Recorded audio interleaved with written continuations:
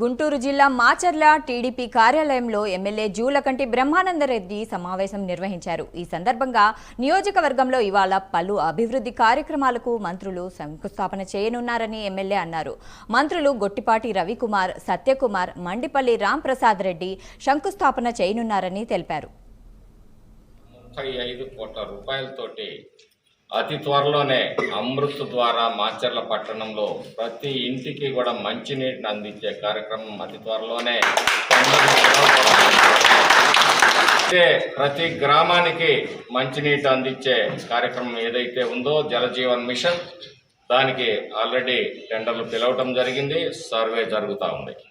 ఒక అదృష్టంగా భావిస్తున్నాను. నేను శాసనసభ్యుడిగా ఉన్న సమయంలో మాచర్ల నియోజకవర్గంలోని పల్లెలు పట్టణాలకి అన్నిటికీ కూడా మంచినీరు అందించే ఒక బృహత్తరమైన కార్యక్రమం మరి ఈరోజు జరగబోతా ఉంటే చాలా సంతోషంగా ఉంది.